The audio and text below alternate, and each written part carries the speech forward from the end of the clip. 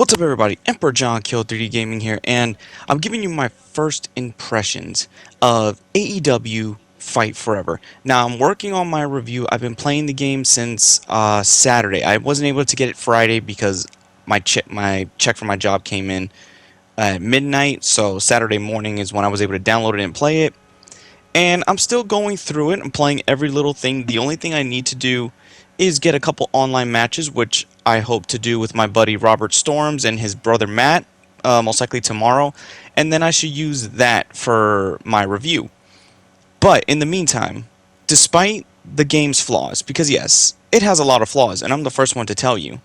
But compared to the 2K games, which I've seen a lot of reviews, and I'm already going to tell you right now, they expect it to be a WWE 2K game. No, this is not. This is taking us way back to the old games that we remember. And the moment it did that, and the moment that I heard that it was doing... Simon, shut up! Stop it! Damn dog's going to bark in the background of this video. The moment I knew that they were going to be moving away from simulation wrestling and leaving that to WWE, I instantly, my ears were up. Like, my ears were perked up because I was like, a game made by the people that did the original wrestling games? And what I mean by original, I mean No Mercy, Warzone, what was the other one? There was a couple of other ones, like mainly the most popular WWE games and the most popular WCW games made by Ukes.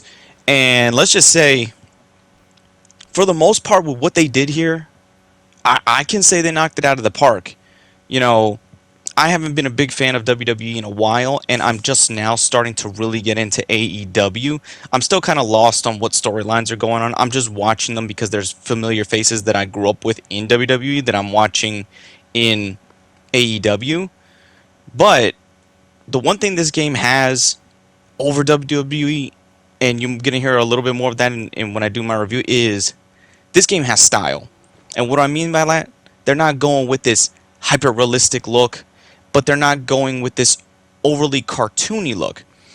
They found something that's in the middle. Like, if they took the graphics from those old-school WCW Nitro games and WWE games from the N64, and they were made with today's graphics, at least took those graphics and upgraded them a little bit more, it keeps the same spirit of those games. And that's what I appreciate what they've done so far, and that's what's keeping me playing this. I haven't played a WWE game this much, and this is not even a WWE game. This is a completely different brand. I haven't played a wrestling game this much, and AEW, you got me into playing a wrestling game more and more.